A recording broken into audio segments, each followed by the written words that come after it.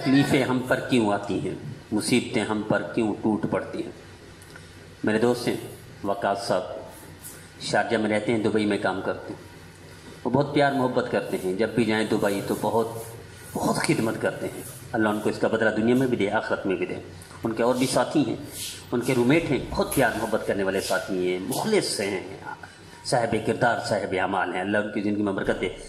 تو وقاص صاحب کے دوست سے نوید بھائی، وہ بیمار ہو گئے اور شاید بیماری کو طویل پکڑ گئی، اس پر وہ بڑے افسردہ ہیں۔ تو انہوں نے کہا، مجھے سے پوچھا، مفتی صاحب یہ بیمار بندہ کیوں ہوتا ہے، یہ تکلیفیں کیوں آتی ہیں؟ یاد رکھیے ہر چیز اللہ کی طرف سے ہے، بیماری بھی اللہ کی طرف سے، شفا بھی اللہ کی طرف سے، خوشی بھی اللہ کی طرف سے، غم بھی اللہ کی طرف سے۔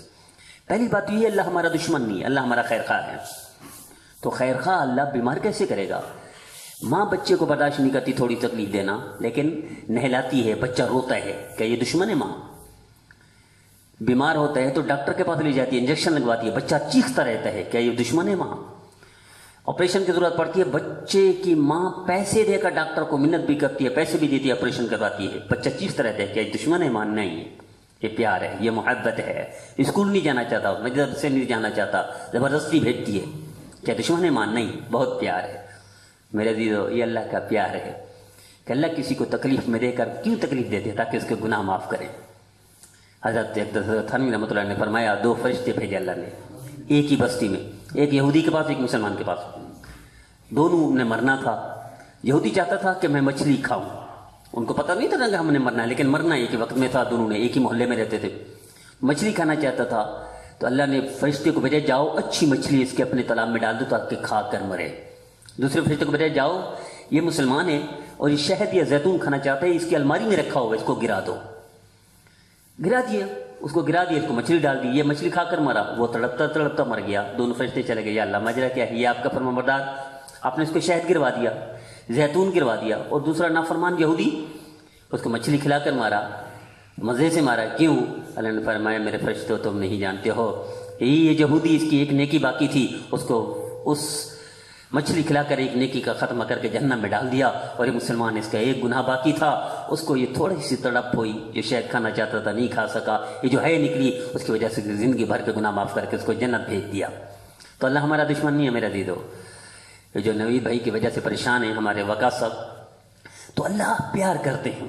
بعد کو انسان زندگی گزارتا رہتا ہے، بے فکر ہوتا ہے، کوئی مصیبت کوئی دکھ نہیں آتی، اللہ کی طرف آتا ہے، نیکی کی طرف آتا ہے، مصیبتیں آ جاتی ہیں۔ تو کیا مطلب اللہ دشمن ہے؟ نہیں، اللہ اس کو پاک کرنا چاہتے ہیں، یہاں تک کہ خون بھی پاک ہوتا ہے، مال بھی پاک ہوتا ہے، نقصان ہو جاتا ہے، مال ختم ہو جاتا ہے، کیوں؟ تاکہ پاک مال عطا کرے۔ جنید جمشید مرحوم رحمۃ اللہ علیہ، وہ کہتے ہیں جب اس دنیا میں تھا کو کروڑ پتی تھا، جب دین کی طرف آیا تو ککھ پتی لکھ پتی آدمی ککھ پتی بن گیا، یہاں تک وہ کہتے ہیں لگا میرے گھر میں فاقے آنے شروع ہو گئے، پھر اللہ نے وہ نوازا کہ پوری دنیا کے مالداروں میں شامل ہو گئے۔ تو جب اللہ اپنی طرف بلاتے ہیں تو اس کا صاف کرتے ہیں، اس کا خون صاف کرتے ہیں، اس کا جسم صاف کرتے ہیں، اس کا مال پاک کرتے ہیں، ہر اعتبار سے صاف کر کے اللہ شفاف اور اس کو آخرت کے اعتبار سے اپنے جیسا قرب عطا فرما دیتے ہیں۔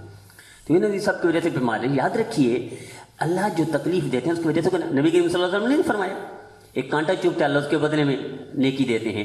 تو کیا بیماری، کیا دکھ درد ایسی آ جائے گی؟ نہیں، اللہ اسے گناہ معاف کرتے ہیں، درجات بلند کرتے ہیں، جنت پہ بنگلہ عطا کرتے ہیں، اور اس کے لیے آسانیاں کرتے ہیں، دنیا آخرت کی سعادت عطا فرماتے ہیں۔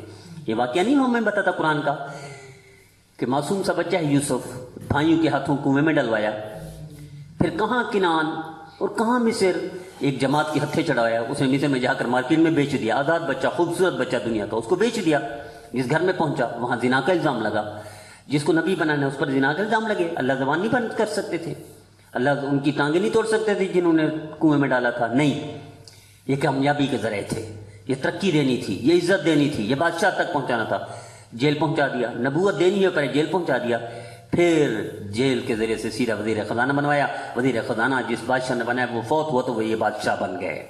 یہ ساری منزلیں تکلیفیں کی تھی، کنویں میں ڈلنا، بازار میں بکنا، الزام دینا کا لگنا، جیل جانا، یہ تکلیفیں نہیں تھیں، یہ کامیابی کی سیڑھیاں تھیں۔ یہ جو تکلیفیں بیماریاں دکھ درد آتی ہیں کامیابی کی سیڑھیاں ہوتی ہیں، ہم اس کو تکلیف سمجھتے ہیں۔ آئیے آج کے بعد اس زاویے سے دیکھیں، ہم پر جو بھی تکلیف آتی ہے یقیناً اللہ کی محبت کا اور قرب کا ذریعہ بنتی ہے۔ جس طرح ماں بچے سے پیار کرتی ہے، ڈاکٹر کے پاس لے جاتی ہے، اللہ ہمیں تھوڑی سی تکلیف دے کر زندگی بھر کے گناہ معاف کر کے جنت دینا چاہتے ہیں۔ اللہ ہمیں عمل کی توفیق عطا فرمائے۔